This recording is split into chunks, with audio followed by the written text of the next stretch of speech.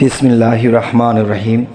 হে সমস্ত জগতবাসী, আজকে আপনাদের সামনে যে আলোচনাটি নিয়ে আসলাম, দেখা যায় এই পৃথিবীতে নিজের স্ত্রী সঙ্গমে তারা দুর্বল, এবং দেখা যায় তারা এমন একটা অবস্থা যে পুরুষত্ব এমন একটা অবস্থা হয়ে গেছে যে ধাতু দুর্বল হয়ে গেছে, এ পাতলা হয়ে গেছে।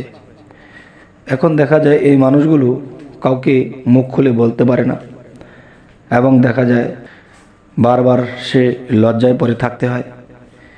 তাহলে এটা একটা জীবন, এই জীবনটা অনেক কষ্টের, যা বুক ফাটে তো মুখ ফোটে না।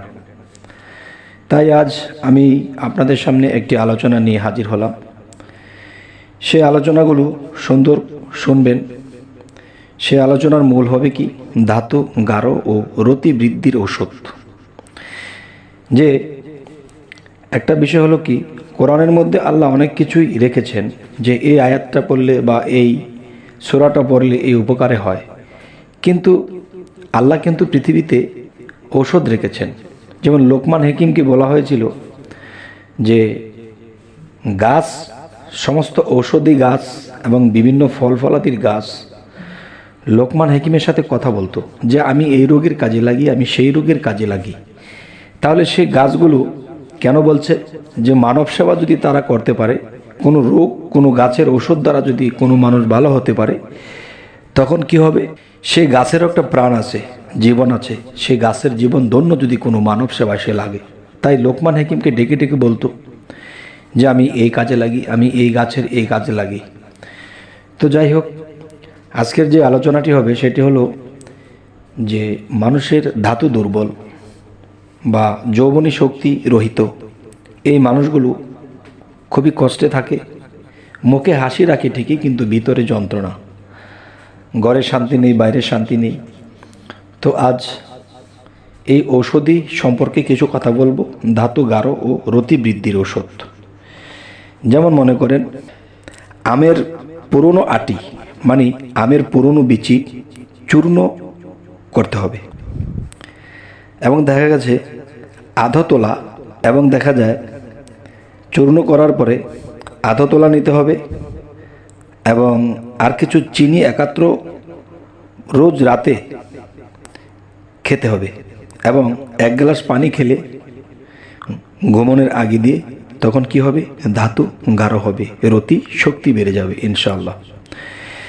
আচ্ছা, এরপরের যে বিষয়টি বলবো যে অনেক সময় দেখা যায় আমের আটি, পুরনো আটি পাওয়া যায় না কিংবা পাইতে কষ্ট হয়ে যায়। তখন কি করতে হবে, যে আমের আটি যদি কাঁচাটাই পাওয়া যায়, সেটাকে রৌদে শুকাতে হবে। রৌদে শুকিয়ে চূর্ণ করে 1 তোলা, যেমন কাঁচা আমের আটিটি শুকানোর পরে চূর্ণ করে 1 তোলা, আর গুঁড়ো 1 তোলা, মানে চিনি দিলেও হয়, তবে গুড় দিলেই ভালো হয়। যে গুড় 1 তোলা একত্রে রোজ রাতে খেলে ধাতু পুষ্ট ও গাঢ় হয়। একবারে 40 বার, শুনুন কথাটি, একবারে 40 বার সঙ্গমের শক্তি জন্মে। আলহামদুলিল্লাহ, আল্লাহর কুদরত যে ওষুধের মধ্যে, গাছপালার মধ্যে রেখেছেন। আচ্ছা, এখন যে 2টা সাবজেক্ট আপনাদেরকে বলা হলো, এখন যে সাবজেক্টটি আসবো একই রোগের জন্য, সেই সাবজেক্টটি হলো, দেখুন, বরবটি বীজ বলিতে বরবটি বীজ বালির মধ্যে ভেজে নিতে হবে। আচ্ছা, ভেজে খোসা ছাড়িয়ে 8-10 গ্রাম নিয়ে 1 কাপ দুধ ও 3 কাপ পানিতে মিশিয়ে প্রতি রাতে 1 বার খেতে হয়। এভাবে 10 দিন খেলে উপকার হবে। সেই উপকারটি কি, যেই জিনিস পাতলা সেটা গাঢ় হয়ে যাবে, এবং যেখানে সময় কম সেখানে অনেক সময় চলে যাবে। তখনই দেখা যাবে যে আল্লাহর কুদরত, যে আল্লাহর বিভিন্ন গাছগাছার মধ্যে রেখেছেন। যারা জানে তো ভালো, যারা না জানে তাদের জন্য এই উপকার। আচ্ছা, এখন যেই 3টা সাবজেক্ট বলা হলো, আপনাদের সামনে আরও একটা সাবজেক্ট তুলে ধরছি। যদি যেই সাবজেক্টটা আপনাদের ভালো লাগে আপনারা সেটাই করতে পারেন ইনশাল্লাহ। যেমন কতিলা, মোম, বাবলার আটা, গদ, নেশাস্ত, কাহারো ওল, গেরিলা মাটি, এইসবগুলির ভুসি, ঘৃত, কুমারী, শিমুল, মূল ইত্যাদি একত্রে জাল করে খেলে ধাতু গাঢ় হয়। কথাটা আমি আবার বলছি। কতিলা, মোম, বাবলার আটা, গদ, নেশাস্ত, কাহারোল, গেরিলা মাটি, এসবগুলির ভুসি, ঘৃত, কুমারী, শিমুল এবং মূল ইত্যাদি একত্রে জাল করে খেলে ধাতু গাঢ় হয়। তবে হে সমস্ত জগতবাসী, যে এই পৃথিবীতে অনেক মানুষ এরকম যন্ত্রণা ভোগ করতেছে, যে আমি 3 থেকে 4টা সাবজেক্ট আপনাদের সামনে তুলে ধরলাম।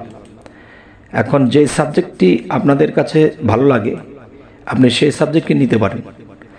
যে আমের যে বিচি কথা বলা হলো বা আমের আটি যেটা বলা হলো, এটা যেটা পুরনোটা পান তবে সেটা ভালো হবে, আর না পান যদি তাহলে ওটাকেই কাঁচাটাকে শুকিয়ে নিতে হবে।